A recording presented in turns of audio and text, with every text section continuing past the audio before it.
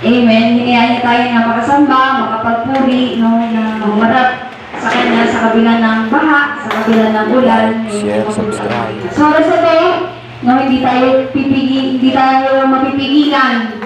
Amen. Ang lahat ng gawa ng Diablo, no, para sumamba, magandog sa Diyos dahil ito naman po talaga yung obligasyon natin na tungkulin sa Panginoon. At tayo mong dadako, no, sa paghahandog, sa pagbibigay po sa ating Diyos sa buhay. At sa mga bago po, may bago po ba? Kung hindi nyo pamamawaan ang paghahandog, pagbibigay sa Diyos, huwag nyo pilitin para hindi kayo malayo ng araw.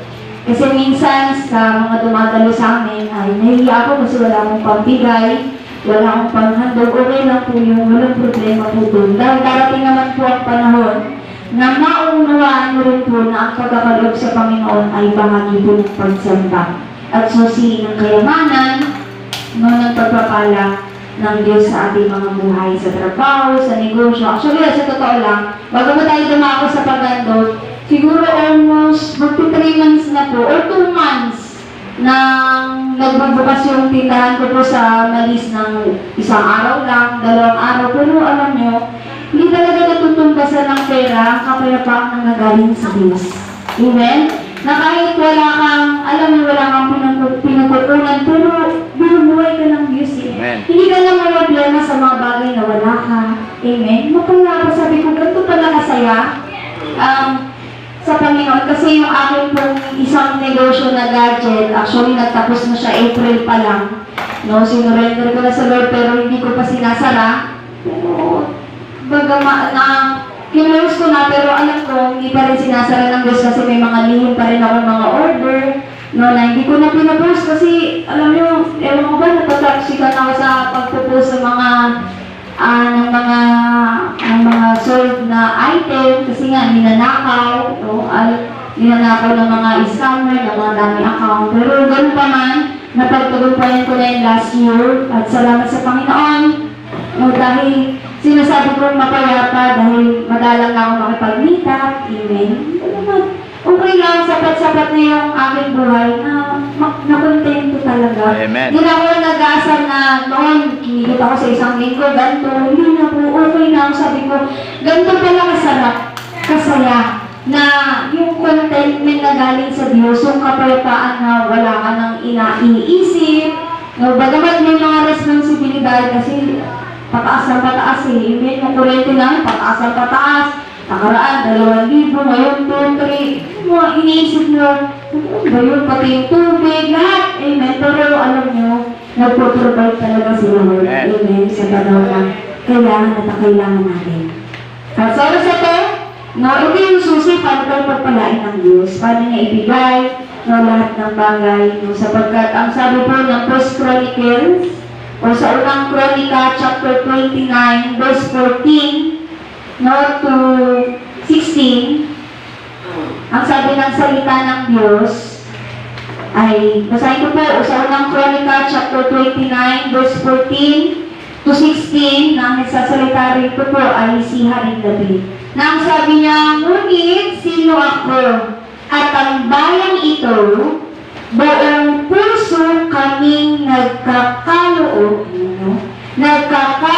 sapagkat ang lahat ng ito ay galing sa inyo. Na ibig sabihin, church, na lahat po pala ng meron tayo ay galing din yan sa Diyos at dapat din natin ibalik ang bahagi. Amen. Amen. Okay ko po. Ngunit, sino ako at ang bayang ito, buong puso kaming nagkakaloob sapagkat ang lahat ng ito ay galing sa inyo at ibinabalik lamang namin. 15. Tulad ng aming mga ninuno, kami nga'y mga dayuhan at naglalakbay lamang.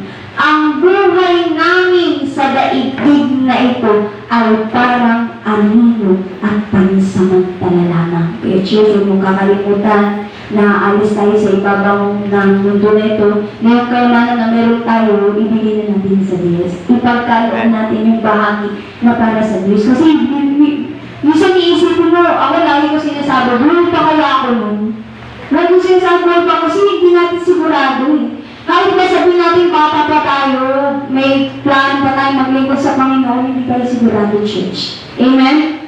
Sabi niya, 16, O Yahweh na aming Diyos, ang lahat ng kayamanan ito na aming ibinigay para ipagpagawa ng inyong tahanan ay sa inyo rin nagmula. Salamat po sa pagkabasa ng salita ng Diyos.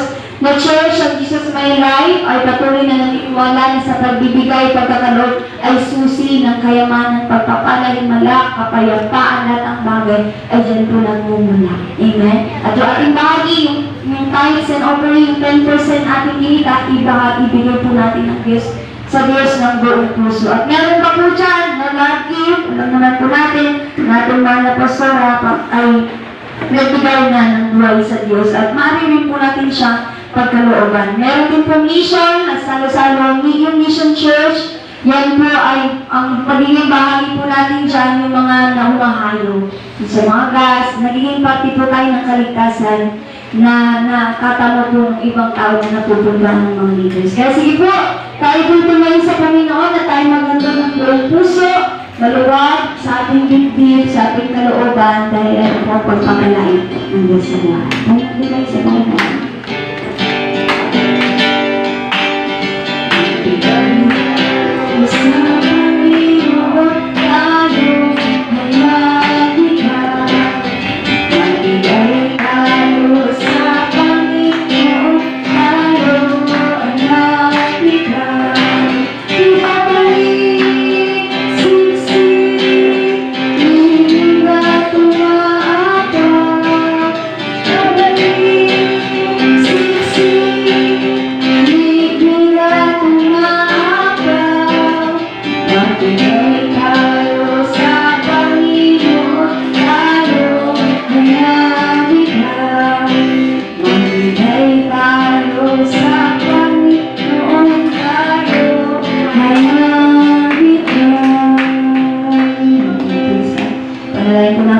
Bakit? Na-multiply po ng Diyos ang lahat ng ito.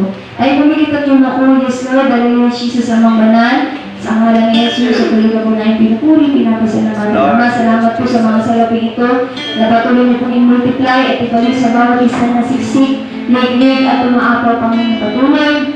Maranasan po nila na buhay ko sa Jesus My Life, ang lahat na yung pangailangan ay ikaw lang po nakakapagbigay, nakakapag-provide at magbabayad ng lahat ng ito, Panginoon. Sa mga hindi nakapagbigay, patuloy niyo rin po sila i-bless, naranasan po nila ang himala, ang pagpapalat, ang kagalingan, ang lahat, Panginoon, na nanggagaling sa iyo, Jesus. Salamat, Ama, magamit po ito sa iyong tahanan, sa ngalan ni Jesus. Amen. Amen. Talagang natin ang Diyos sa buhay, at natin ang